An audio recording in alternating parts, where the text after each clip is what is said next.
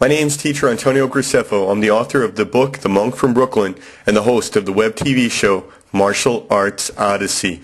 Today we're in my grade 1 ESL class for my students' final demonstration. Hey, good evening everyone. Thank you for coming to our classroom. And it's ESL grade 1, the last day. Hey children, we're going to play a game called Show and, you know, Show and what? Show and tell. Very good. Show and tell is a lot of fun, and we get to do real English speaking when we do show and tell. And we're going to start with Nola.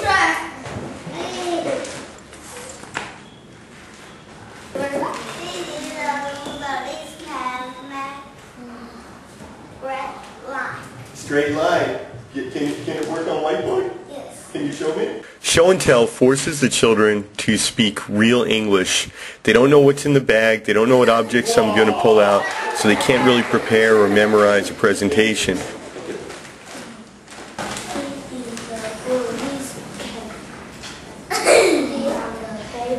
Can it stick on the paper? Can we eat that one? No. Why? So they reach in, they grab whatever object it is, they pull it out, and suddenly they have to use real English to describe it. If you want to drink water, you can use water in cup and you can. Only water? Can I drink milk? Yes. Can I drink cola? Yes. Can I put on my hand? And if you'll notice, I usually ask them 1 or 2 questions. Now with higher level students, I may actually say to them that they have to talk for a full minute about the object. I don't believe you. Yes. Even simple, common, everyday household objects like a cup become a really good talking point because the students have to describe it. You can stick 2 papers together. Very good. Can stick 2 papers together. Very nice. Thank you. Obviously, they know what a cup is. They know how to say it in Chinese and English. They drink out of cups every day, but now you're forcing them in English to describe it. And stick on the whiteboard and show me. Even in the 1st grade, you already start to see that the students have personalities and they'll personalize their presentation. The one boy, Steven, is really obsessed with trains, so when he pulled out the stapler, the second thing he told me was that the stapler sounds like the device the conductor uses to punch tickets on a train. One of the other students who did the plate said the plate could be thrown like a frisbee and you could play a game with it.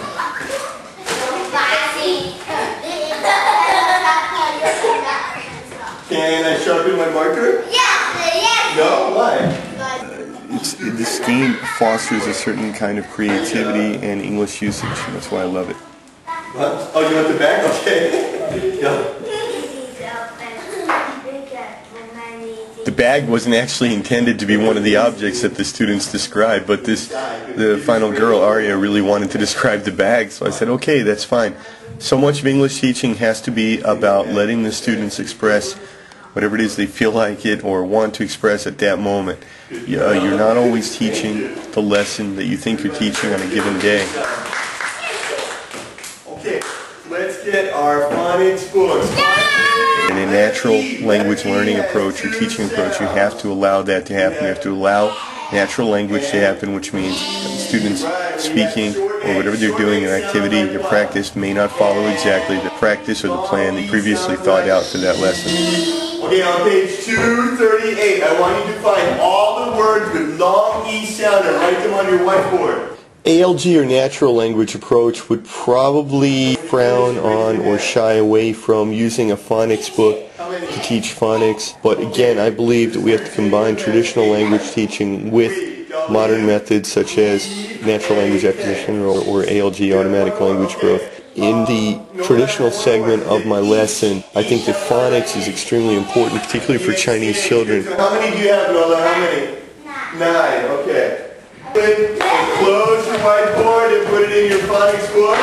Remember that Chinese is a non-phonetic language. The appearance of a word in Chinese, the Chinese character, has nothing to do with the way the word is read or pronounced.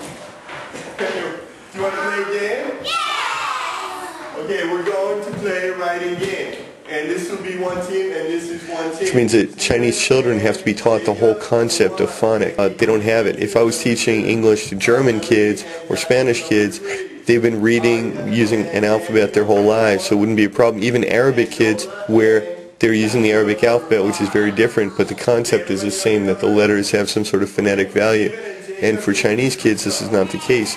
They have to be taught the whole thing from the ground up. Okay, Steven, you want long E or short E?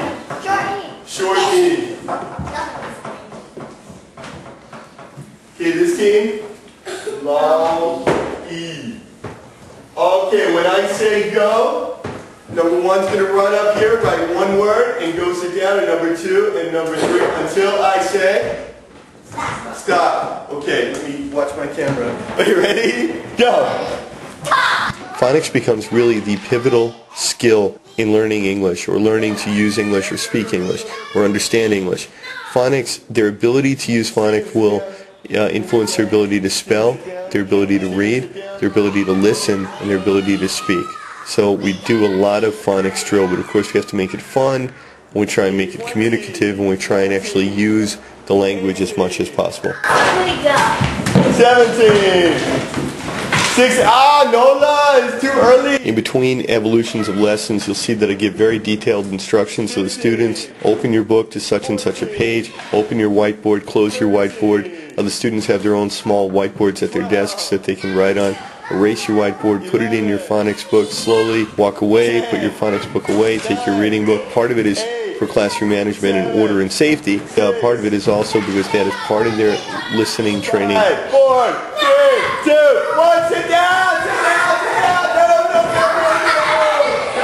No. Learning to listen and follow instructions in English. Okay, let's see, long E words. Everybody help me read. What is this? Me. Is that long E or short E? I've heard so many ESL teachers in Asia say, playing games is a reward.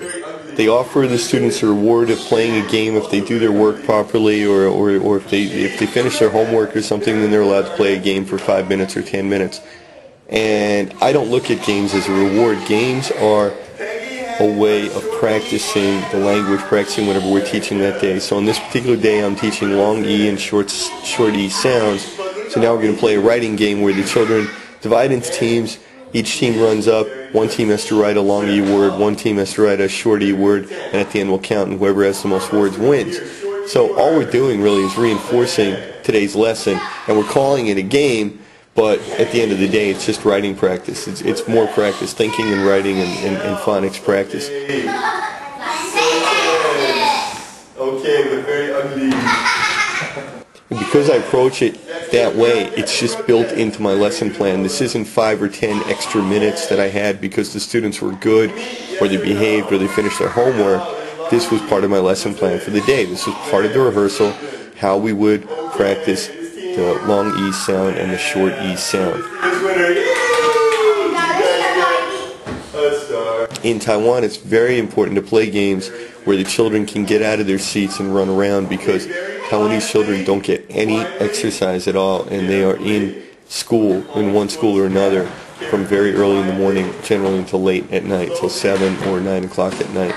And they don't get to play at all. They get maybe a 10-minute break in there, so it's very important to get them out of their seats as often as possible. I'm so proud of all these students. They worked so hard this semester and they learned so much, and I'm proud of every one of them. They did such a good job, and I'm going to miss them a lot. I'm going to miss them a lot. Children, come here. One. No, over here, over here, over here. Okay, 1, 2, 3. Thank you.